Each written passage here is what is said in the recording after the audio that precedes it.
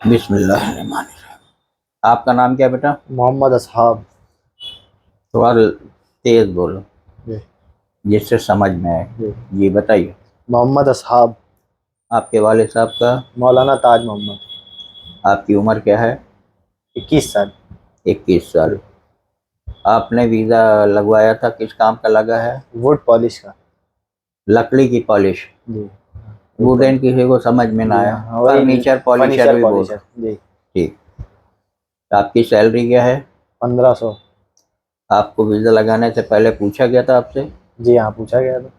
Salary वगैरह बताई थी हमने? जी हाँ, बताई थी आपने। ठीक। अभी वीज़ा लग गया है। जी। आपकी फ़्लाइट कब की है? 23 तारीख की सुबह की 5:10 की। ठीक। तो और मैं फिर बता दे रहा हूँ, आपकी जी। सैलरी 1500 रियाल है। जी। कंपनी ड्यूटी 8 घंटे कहती है, जी। मैं 10 घंटे बोल के भेजता हूँ। जी। बराबर है। जी। जाने के बाद बेटा वो परदेश है। जी। हमारी सिर्फ दो जिम्मेदारियां हैं।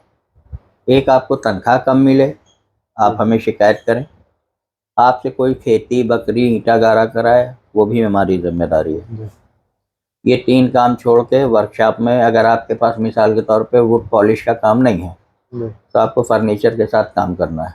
जी। बिठाल के तनख्वाह कोई नहीं देगा। पहली बार जा रहे हैं आप?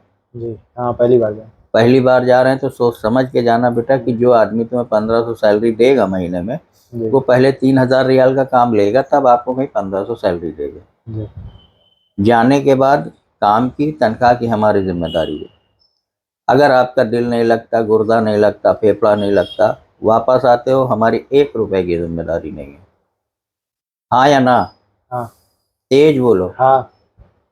इमाम साहब, पापा को माइक दो।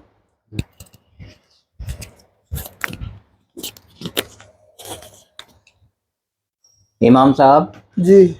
ये आपके वली अहद हैं, बेटे हैं आपके। जी। इनको कायदे से समझा के भेजना कि परदेश है। जी। परदेश को परदेश की तरह लेंगे तो आराम से रहेंगे। परदेश को अपने घर जैसी सहूलत समझेंगे तो हमेशा परेशान रहेंगे। सही बात है। दूसरी बात, जाने के बाद 4 महीने बेशुमार तकलीफें हैं। कभी नीली तकलीफ, कभी हरी तकलीफ, कभी लाल तकलीफ, ये सब इनको देखना है। समझ गए? जी। जिस चीज से आप लोग डरते हो और सुनते हो कि मैं गया था तो बकरी में फंस गया था, मैं बच गया था तो यहाँ फंस गया था, तो फंसने फंसाने वाला ना मेरे पास काम है, ना मैं भेज रहा हूँ उसका। जी। जी। लेकिन निभाएं ना निभाएं आपके लड़के, ये इनके ऊपर है। जी। समझ गए? जी। जी। हाँ, अब माइक साजिद को दे दो।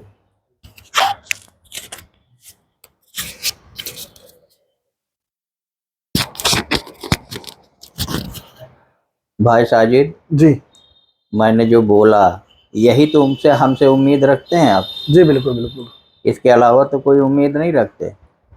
होता क्या है, रिगार्डिंग इसलिए होती है कि सऊदी जाने के टाइम लोग पड़ोसी को देख के सऊदी चले जाते हैं। पड़ोसी आता है, बड़ा सा कार्टून लेके आता है, सोने की चैन, इस स्प्रे मार के घूमता है, तो आदमी सोचता है कि सऊदी में बहुत माल है। सऊदी जितनी यहाँ से अच्छी लगती है, कम से कम 6 महीने के लिए पहुंचने के बाद इतनी बुरी लगती है जिसका कोई शुमार नहीं। और जब जिसे नहीं रुकना होता वो नहीं रुकेगा। सबसे पहले तो घर की बहुत याद आती है। ये तो लड़का है, मैं गया था तो मेरे साथ भी यही हुआ था, हमें कोई तकलीफ नहीं थी, रो रहे थे हम।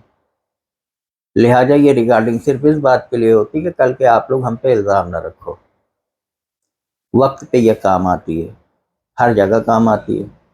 हमने क्या बोला वो भी आप रिकॉर्ड हो रहा है, इससे ये पता रहता है कि आपने बोला क्या था मुझे। तो आप अपनी जिम्मेदारियां निभाना, हम अपनी जिम्मेदारी निभाएंगे। बराबर है? जाने के बाद दे दो इनको। जाने के बाद बेटा होता क्या है, आपको परेशानी होती है, आपके जो सीनियर रहेंगे आप उनसे इज्जत से बात करेंगे। जी। जो आपसे छोटे हों उनको इज्जत देना, जो आपसे बड़े हों उनको इज्जत देना। क्योंकि यहाँ जो आपने काम किया है, यहाँ से 1 करोड़ मर्तबा ज़्यादा बेहतर काम वहाँ होता है। यहाँ से जाने के बाद एक तरीके से आप पॉलिशर नहीं, हेल्पर ही हैं वहाँ के हिसाब से। समझ रहे हैं? जी तो वहाँ के काम जो होते हैं ऐसा होता है कि आदमी ऐसा पेंट करता है फर्नीचर में कि वो लगता है कि जैसे किसी कंपनी से ढल के निकला हो। जी तो वहाँ का काम सीखने में भी आपको टाइम जाएगा। तो शुरुआत के 4 महीने 6 महीने आप जो है मेहनत करेंगे, इंशाल्लाह। अपने मालिक की, अपने मैनेजर की या फोरमैन जो भी हो, कफील हो, जी उसको रिस्पेक्ट देंगे और मुस्कुरा के बात करेंगे। कोई भी बात कहोगे मुस्कुरा के करोगे, उनकी सुनोगे तो हमेशा हर आदमी हेल्प करेगा। और अगर आप जो है उनसे थोड़ा सा टेढ़ी बात करोगे, बदतमीजी करोगे, तो कोई आपकी मदद नहीं करेगा। जाने के बाद काम की, तनख्वाह की मेरी जिम्मेदारी, जी लेकिन वापस आ गए हम 1 रुपए के, इमाम साहब जिम्मेदार नहीं हैं। आप मेरे पास पैसे मांगने नहीं आएंगे कभी, ठीक है? क्योंकि आदमी जो है, होता क्या है, जाने के बाद ये काम इतना बदनाम है कि हर आदमी एजेंट पे उंगली उठा देना बड़ा आसान होता है। हम इसीलिए रिकॉर्डिंग करते हैं। आप लोगों को कुछ पूछना है? बस यही है कि जो काम आपने बताया बस वो काम वो है। तो इसमें रिकॉर्ड हो चुका है जो मैंने और बताया। जो बस बोला दे 2 गारंटी है, काम की जी और जो है सैलरी की। जी काम की गारंटी है, तनख्वाह की जिम्मेदारी हमारी है। जी लेकिन इनके सैलरी नहीं मिलती, लेट होती है, तो कभी दिल छोटा मत करना, जी। हमें बता देना। लेकिन वापस आने के बाद 1 रुपए की भी गारंटी नहीं। मैं पहचानने से ही मना कर दूंगा कि आप कौन हैं। जी समझ गए? होता है ना, हम लोग बहन बेटियों की शादियां करते हैं, जी तहकीकात तो बहुत अच्छी तरह करते हैं, लेकिन पता चलता है दामाद शराबी निकल गया। अब लड़की तलाक लेके आ गई तो सारे रिश्ते खत्म। जी लेकिन अगर लड़की घर पे है तो दामाद को समझाया भी जा सकता है, वो सुधर भी सकता है।